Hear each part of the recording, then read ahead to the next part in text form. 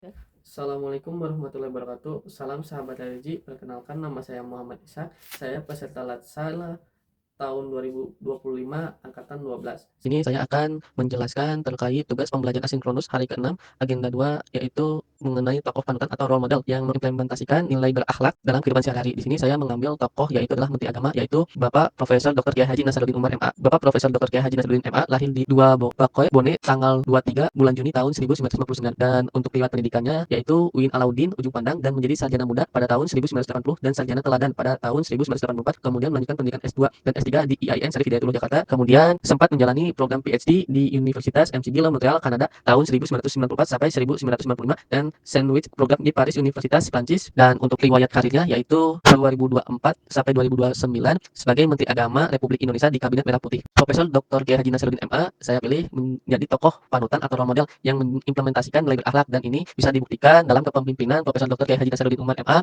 yang memimpin Kementerian Agama mendapatkan peringkat tertinggi terhadap kepuasan publik dalam survei kepuasan dengan tingkat kepuasan mencapai 92,9% menurut sebuah survei dari Lembaga Survei Indonesia.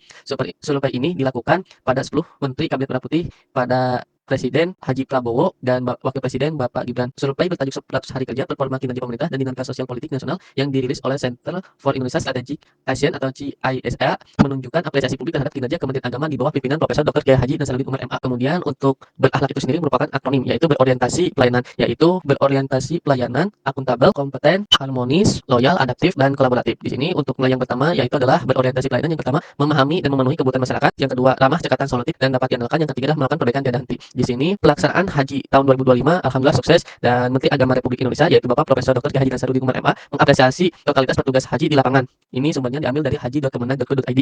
Kemudian yang nilai yang kedua adalah akuntabel. Yang pertama yaitu melaksanakan tugas dengan jujur, bertanggung jawab, cermat, disiplin, dan berintegritas tinggi. Yang kedua, menggunakan kekayaan dan barang milik negara secara bertanggung jawab, efektif, dan efisien. Dan yang ketiga, tidak menyalahgunakan kewenangan jabatan. Di sini berita mengenai Kementerian Agama, serahkan laporan keuangan ke Kementerian Keuangan dan Badan Pemeriksa Keuangan. Sumber ini diambil di https://kemenag.go.id. terkait beritanya Kementerian Agama serahkan laporan keuangan ke Kemenke dan BPK. Kemudian nilai yang ketiga adalah kompeten, yaitu meningkatkan kompetensi diri untuk menjawab pertanyaan yang selalu berubah. Yang kedua, membantu orang lain belajar. Yang ketiga, melaksanakan tugas dengan kualitas terbaik.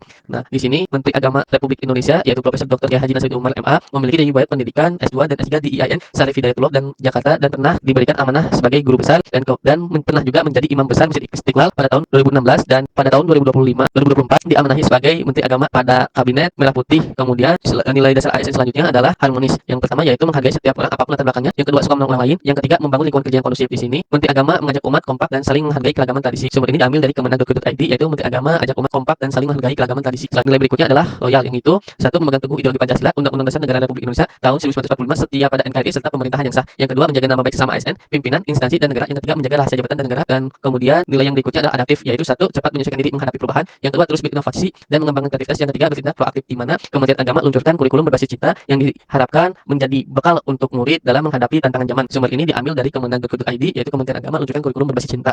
Kemudian nilai yang berikutnya adalah kolaboratif, yaitu satu, memberi kesempatan kepada berbagai pihak untuk berkontribusi. Yang kedua, terbuka dalam bekerja sama untuk menghasilkan nilai tambah. Dan yang ketiga, menggerakkan pemanfaatan berbagai sumber daya untuk tujuan bersama. Baik, terima kasih atas perhatiannya telah mendengarkan terkait penjelasan tokoh panutan atau role model yang mengimplementasikan nilai berakhlak dalam kehidupan sehari-hari. Terima kasih. Wassalamualaikum warahmatullahi wabarakatuh.